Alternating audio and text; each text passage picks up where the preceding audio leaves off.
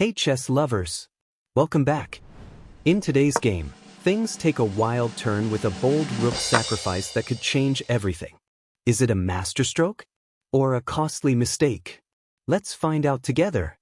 I start with the classic e4, aiming for an open, dynamic game.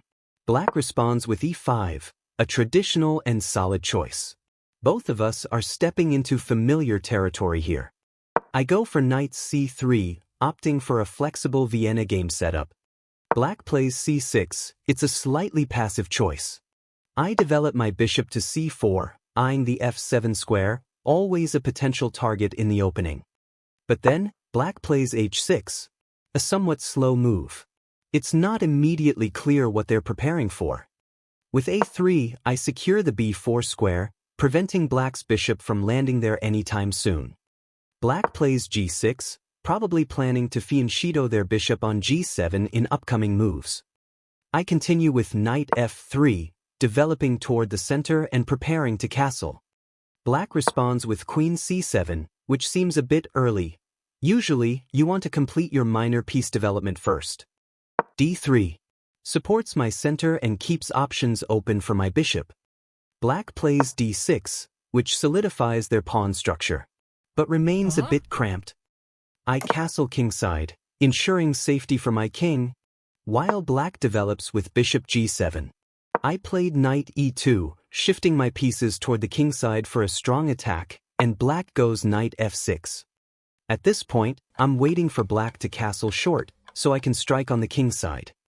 With knight g3, I'm looking for future opportunities to swing my knight to the kingside attack.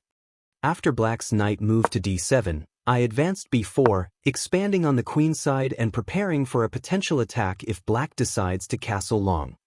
Black's b5 is a clear attempt to kick my bishop back, but it also leaves some weaknesses. I retreat my bishop to b3, maintaining pressure along the diagonal. Black develops their bishop to b7, keeping the long castle option open. I bring my bishop on b2, adding more pressure on the long diagonal towards the kingside. Black decides to castle kingside, bringing their king to safety. I bring my queen to e2, connecting the rooks. Black plays knight to e8, possibly planning to reposition their knight. I position my knight on h4, looking for opportunities to advance my kingside attack. Black shifts the king to h7, breaking the pin on f7 and reinforcing the defense on the g6 pawn. I push f4 to open up lines towards black's king. This pawn push is a game changer. Will it open up black's defenses? Or leave me exposed? Black takes the pawn with e takes f4, but this opens up their kingside more. With both my bishop on b2 and knight on g3 under attack, I chose to capture black's bishop on g7, targeting the rook on f8 and ensuring a way to save my knight on the next move. Black captures the bishop, bringing their king out to g7. I capture with the rook on f4, keeping up the pressure and saving my knight. Black tries to fork my pieces with g5. But I moved my knight with a check, forcing the king to move. Black retreats to h7. Just as planned, the kingside is wide open, giving my pieces room to maneuver. I saved my rook with rook g4, aiming to increase the pressure.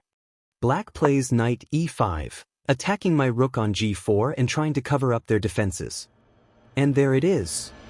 The rook sacrifice on g5 has broken open black's defense. Now, my queen is in full control, and I'm ready to capitalize on the open lines. Black takes the rook with h takes g5. I play queen h5 check, forcing black's king further. Black moves their king to g8.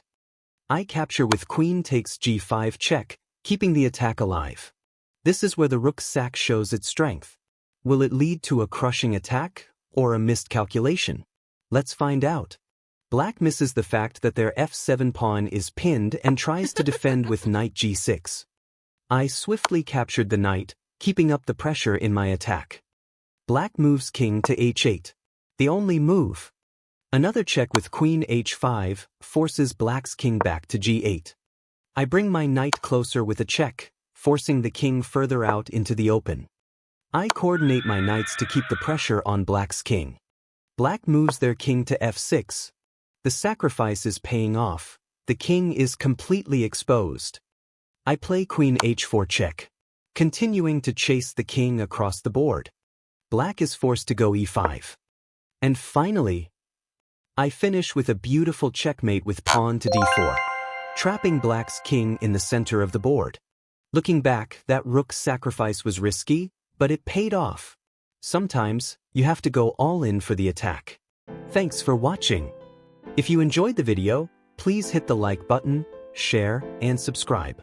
See you in the next video.